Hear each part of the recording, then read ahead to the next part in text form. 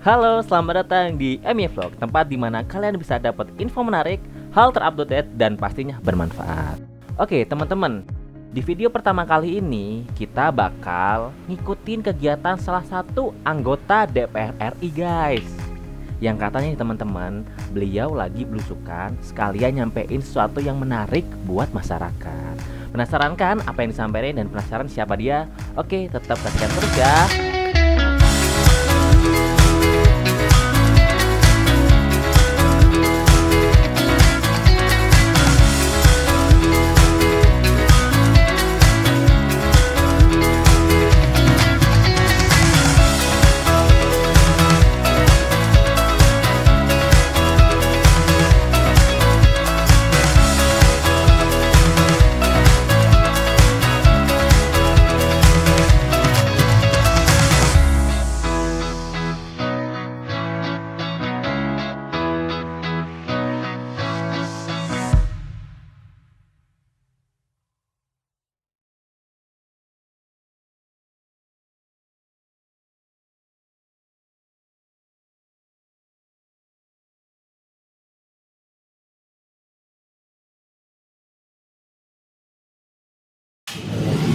Hai, ada Makbare sini dari MY Institute. Nah, kali ini nih guys, kita bakal ngepoin salah satu DPR RI yang ada di Komisi 4. Nah, beliau tadi itu udah kesini pakai mobil ini nih guys. Nah, sekarang beliau ada di salah satu pondok pesantren. Ya. Nah, salah satu pesantren yang namanya Raudatul Mubarakah Al Mubarok yang ada di Kelurahan Bugis, Kampung Madura, guys. Nah, sekarang beliau tadi udah disambut sama santriwati dan santriwan. Nah, yuk, beliau ada di dalam, kita kepoin yuk, yuk. Yuk, guys.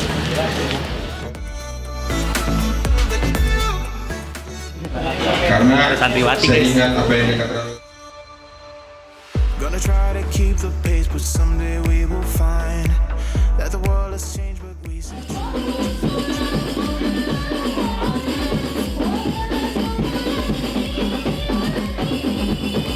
Rasa hati kami semua di sini, anggota DPR RI di sini, dalam rangka berkunjung juga silaturahmi, mudah-mudahan dapat membantu kami.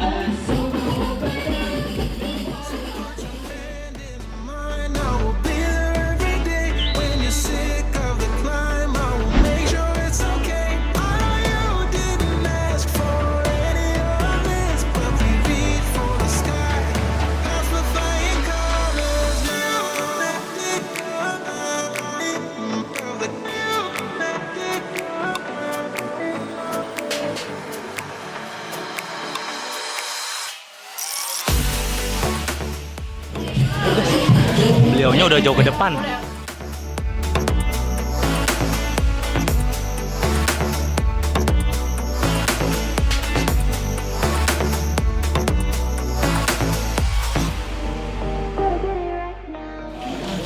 Jadi gini guys, tadi kita sempat ngobrol-ngobrol sama temennya, aduh nabrakan nih, udah hujan nabrak banget. Jadi kita ngobrol sama teman-temannya gitu guys, dari teman kelasnya beliau gitu kan. Beliau itu terkenal orangnya itu memang ramah guys. Pertama kali tadi saya ketemu gitu kan, orangnya ramah, kalem gitu kan. Tapi pas saya tanya-tanya ternyata beliau itu dia itu punya pemikiran dan gagasan yang luar biasa guys. Mana mungkin gitu kan ada orang yang kalem biasa tapi nggak punya gagasan bisa naik gitu guys. Beliau kan luar biasa. Salah satunya beliau sedang mau mengunjungi salah satu teman dari salah satu pemuda agama yang sedang sakit guys. Yuk kita samperin guys yuk.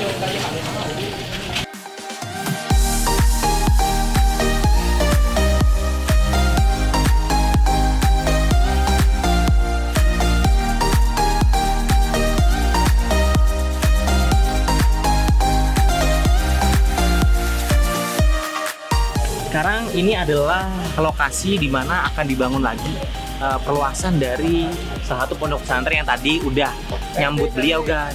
Yuk kita masuk yuk, kita kepoin beliaunya. Hati-hati guys, jalannya becek.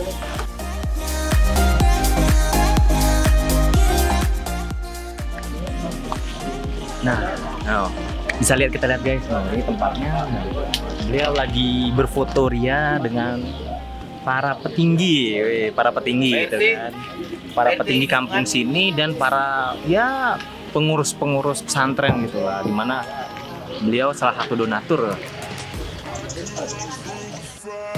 I could conquer the night if I can make it. If I try to draw the red light, I could run through the fire. I could conquer the night if I can make it. If I try to draw the red,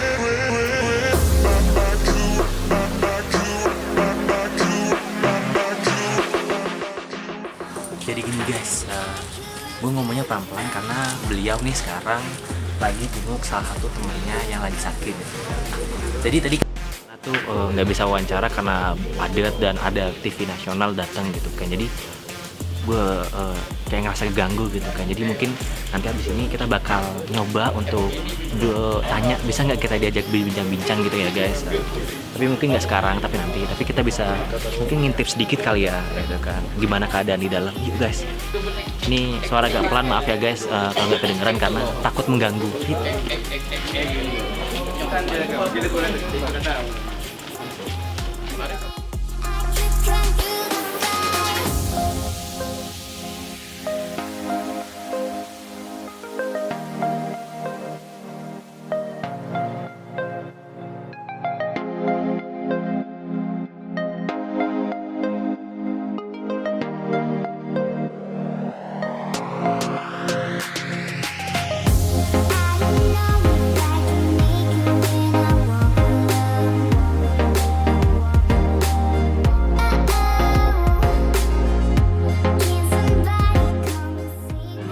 Aduh guys, mohon maaf banget tadi itu kita udah ngikutin beliau dari acara pertama sampai ngejenguk temennya, tapi kita belum ada waktu buat untuk bincang-bincang. Bisa nggak ya kira-kira kita bincang-bincang di waktu yang lain? Ikutin terus ya. Oke teman-teman, sekarang bersyukur banget kita udah bisa berbincang-bincang sama Pak Haji Harun Raihan. Jadi yuk kita aja langsung masuk ya, mumpung udah dibuka. Oh ini orangnya, beliaunya ada di depan. Ya Pak, Assalamualaikum. Assalamualaikum warahmatullahi wabarakatuh. Ayo. Jadi gini Pak, mungkin di kursi aja biar Ayo, iya. Yuk guys. Aduh, Bapak ini aslinya dari Sumbawa asli ya Pak? Saya asli Sumbawa. Sumbawanya dari di? Saya Empang. Oh di Ampang. Iya. Lahir di kecil dan di Ampang juga Pak? Nah, saya di Sumbawa ini udah keliling. Oh. Karena orang tua saya dulu kan pegawai kantor camat yang setiap saat bisa dimutasi oleh atasannya kan. Saya pernah di Seteluk, pernah di Semongkat, pernah di Lapi, Banyak juga ya pernah Pak? di Moyo, pernah di Pelampang, Empang. Ya, mungkin waktu kecil kita berpindah-pindah begitu, tidak enak, tapi kan sekarang kita nikmati manfaatnya. Oh iya. Oh iya, Pak bisa nggak Pak diceritain sedikit gitu Pak, perjalanan Bapak bisa sampai jadi komisi 4 gitu kan? Kan saya ada orang yang bisa nih Pak Johan bisa jadi komisi 4 DPR RI gitu kan? Ya mungkin ini bakat alam aja. Kita bakat alam itu sudah semua orang. Lulus dari Kuliah saya kira-kira selisih 2 tahun lah ya. Langsung terjun langsung saya jadi anggota DPRD provinsi. itu tunggu luar biasa tuh. Ya. Kelar 2 tahun kemudian langsung jadi DPR itu. Karena saya lama kuliahnya. Berapa semester waktu itu Pak? Waduh, udah tahun 14. Ya Allah, 2 semester itu kayaknya kalau sekarang kayaknya udah di DO gitu loh Pak. Oh, sudah di DU, saya pernah di DU. Saya pindah universitas. Oh iya, Gitu. saya ngerasa sih Pak jadi organisator campur, tapi dari situ Bapak ngerti ya politik dan segala macam itu mateng ketika waktu kuliah itu ya Bu? Waktu di organisasi itu? Iya, kita ketemu momentumnya aja sih sebenarnya. Oh. Saya kuliah di akhir-akhir ketemu momentum 98, ya kan, ikut turun ke jalan, ikut membangun basis segala macam, terus ya kan berakhir kuliah ada pemilihan umum, ikut. Luar biasa Jadi banget. saya dapat berkah reformasi lah ya. Reformasi 98 saya ikut dia turun di jalan, memimpin gerakan Kesatuan Aksi Mahasiswa Indonesia. Saya pernah jadi ketua kami di NTB dulu, tahun 99 sampai 2000. Nah, itu terus 2004 ada pemilu, ikut pemilu DPR untuk DPRD provinsi. DPRD provinsi. Ya. Nah, jadi di 2000 mewakili Sumbawa dan Sumbawa Barat. Gimana tuh rasanya Pak dapat, kayaknya itu kan amanah yang luar biasa, apalagi Dan sekarang. perjuangannya berat. Ini dapil kan dapil baru, Iya. ya kan? Kursinya cuma 3, ya kan? Direbut oleh semua partai politik. Ya. Dan luas wilayah kita kan besar, ya. Penduduknya sedikit. Itu tantangannya waktu itu. Yang kedua, tantangan saya adalah tantangan personal. Karena saya harus menggantikan satu sosok tokoh nasional yang berasal dari Sumbawa, yaitu Bang Fahri. Iya, Bang Fahri. Itu kan berat, ya kan? Nah, saya harus tampil maksimal. Karenanya waktu itu saya mencoba meyakinkan masyarakat Sumbawa, insya Allah masyarakat Sumbawa tidak akan kehilangan figur. Ya, berat ini, tapi insya Allah kita, kalau kita mengerti persoalan, mau mendengar dari masyarakat itu. Makanya saya kalau misalnya ada rapat-rapat dengan menteri, itu di Facebook saya selalu saya kasih permakluman. Besok saya akan rapat dengan menteri ini. Tolong kalau ada yang mau masukan, silakan sampaikan. Jadi Itu memang aspirasi lewat Facebook juga, lewat Facebook, lebih dekat sama masyarakat. lewat medsos lain, saya sampaikan itu dan alhamdulillah banyak yang Merespon ya, banyak yang merespon gitu. Ada yang WA saya, ada yang langsung jawab di komen sebagainya gitu. Nah, Oh iya Pak, berbicara soal tadi kan yang kita singgung ya, Bapak tadi ada di itu yang soal 4 pilar kebangsaan. Oke. Pak. Itu jujur saya sebagai mahasiswa pun kayak baru denger itu tuh. Padahal menurut saya ini sudah lama ditanamkan di kita gitu kan Pak. iya. Nah, jadi gimana tuh Bang menurut Bapak tuh di kehidupan sehari-hari itu? Nah, memang salah satu tugas ya tapi saya bilang tadi, saya ini selain di DPR juga sebagai anggota MPR. Dan alhamdulillah saya mendapat kepercayaan dari partai menjadi sekretaris fraksi di MPR. Ya, salah satu tugasnya MPR itu adalah mensosialisasikan produk-produk MPR. Nah, salah satu produk MPR itu adalah 4 pilar kebangsaan. 4 pilar MPR namanya. Oh, 4 pilar KPR. Dulu pernah digunakan istilah 4 pilar kebangsaan. Tetapi ada pihak-pihak yang kemudian mengajukan itu ke MA Untuk diubah. karena itu menempatkan Pancasila sebagai sebagai pilar itu ada oleh sebagian orang itu mengatakan tidak tepat. Dia bukan pilar tapi dia merupakan falsafah hidup. Oh, oke. Nah, ya kan? Akhirnya ketika MPR sudah menjadikan itu sebagai sebuah konsensus, akhirnya dirubah menjadi namanya 4 pilar MPR. Ya. Unsurnya sama. Kalau di Lemhanas bahasanya 4 konsensus dasar. 4 konsensus dasar. Ya. Kalau di MPR namanya 4 pilar MPR. Isinya sama. Yang singkat tadi biar mudah kita ingatnya itu PBNU ya. Pancasila, Bhinneka Tunggal Ika, Negara Kesatuan Republik Indonesia dan Undang-Undang Dasar 1945. Nah, ini secara berkala oleh semua anggota DPR MPR ini punya kewajiban untuk melakukan sosialisasi di dapilnya masing-masing. Itu 5 kali setahun. 5 kali setahun. 5 kali setahun. Nah, kita memasyarakatkan yang 4 pilar kebangsaan atau bahasa Lemhanasnya itu 4 sensus kebangsaan. Jadi kita masukin di dalam keseharian kita, kehidupan Iya. kita bermasyarakat sosial. Ya. Bahwa Pancasila sebagai dasar negara itu adalah semacam karya terbaik yang diwariskan oleh pendiri bangsa ini. Ya kan? Pancasila itu menyatukan keberbedaan kita, kebudayaan kita disatukan oleh Pancasila. Ya kan? Yang berikutnya Bhinneka Tunggal Ika itu dia sebuah fakta. Iya. Ya, bahwa kita berbeda itu sejak dilahirkan kita berbeda. Oh, iya benar. Saya tidak pernah memilih untuk menjadi orang Sumbawa, ya kan? Orang itu, yang tadi itu tidak pernah memilih untuk menjadi orang Madura. Tapi kemudian kita berada dalam satu negara kesatuan Republik Indonesia, bahwa kita berbeda itu adalah fitrah. Bersatu itu kan ajaran agama, ya kan kalau di agama saya, agama Islam itu adalah perintah gitu kan. Ittaqu haqqa tuqatih wa la tamutunna illa wa antum muslimun.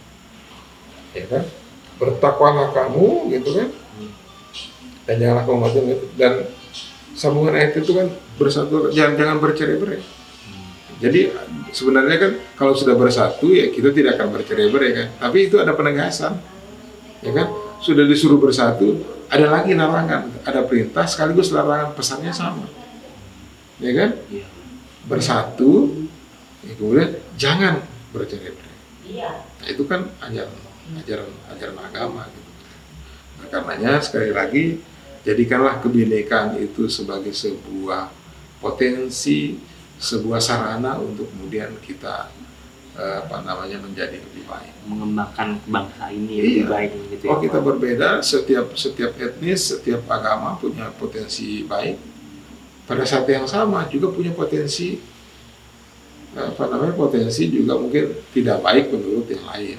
Karenanya bersatu itu bisa membuat kita dan membuat kita lebih kuat. Pada saat yang sama bisa membuat kita itu belajar menahan diri karena ada kekurangan orang lain, karena ada kelebihan orang lain kan gitu.